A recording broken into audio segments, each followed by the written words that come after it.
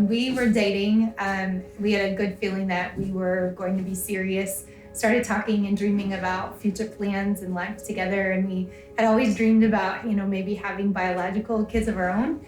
But we also talked about just how important adoption is to us. And that was a dream that we had for our family one day. We don't necessarily do things because they're easier, but because they're worth doing and because we feel strongly about. And adoption is a prime example. Amanda's been on a couple mission trips to Haiti. I've been on 3 mission trips to the Dominican Republic, which is on the other side of the island. And we thought Haiti would be the path that we'd want to go to. And sure enough, it just seemed to line up perfectly with what we're wanting to do. We understand that it's going to take time. It is really challenging to teach our little ladies what that means, because I think they're ready for their brother or sister to walk in the door. And we're preparing for them to walk in the door at any point, but that it's probably going to take some time. The age range kind of lines up that if we were calculating it all right now, most likely our child is alive right now, somewhere in Haiti, just not with us. And that is difficult to think of, is that there is a child in Haiti, he or she is not being advocated for. And I've always felt like there's been a part of my heart that's on that island.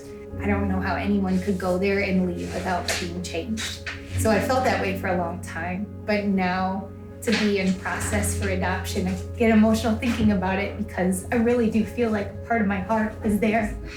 And even the past couple Mother's Days have been so wonderful, but challenging, just knowing that all my kids aren't here. And I would do anything for them, but this is what I have to do right now, is just to wait.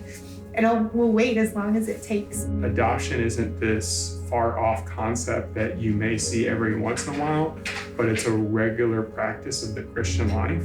For us, having Park Community Church kind of come up with us and help us in the adoption process has been such an encouragement. So the Park Adoption Fund is in place to be able to come alongside families like ours who are serious about pursuing adoption and ready to work towards bringing a child home. And so I'll never forget the Park Adoption Fund calls, and there's a few folks on the line and they say they want to share some news with us, that not only we would be receiving a contribution financially towards our adoption fund, but what it was. And I think I yelled, "Oh my goodness," and I'm ugly crying, just so excited. And Thomas is sweet, but he's looking at me like, "What is the deal?" And I was like, I'm just so incredibly humbled and excited about this.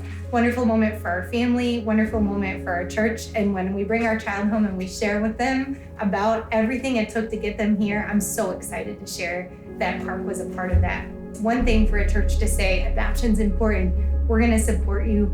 It's another thing for them to actually put skin in the game and say, yes, we are committed to this. We're committed to you, to our church, and to bringing your child home. God's working. And so my challenge is that, for those who have never thought on it, just maybe put it on the table.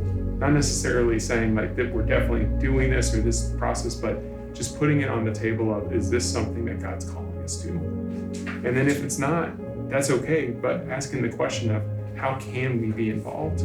As the book of James says, this is what true religion is, to look after the widows and the orphan. So what is it that you're doing in your daily life that exemplifies God's heart for those that are on the margins of society that doesn't have somebody advocating for them? Are you financially supporting somebody? Are you praying over somebody? It can involve adoption, but it can involve a lot of other ways that you can be connecting with others. It's really called us to have a lot of faith, that it's worth waiting for, that they are worth waiting for, and encourage others to have faith and to really seek the Lord, how He is calling you to be a part of an adoption journey, whether it is adopting yourself or being an advocate or an encouragement to someone who is. It takes a whole village, and we see that firsthand. And so everyone's journey looks differently. I think it's important just to know what your journey is supposed to look like, and whatever that is, to do that with all of your heart.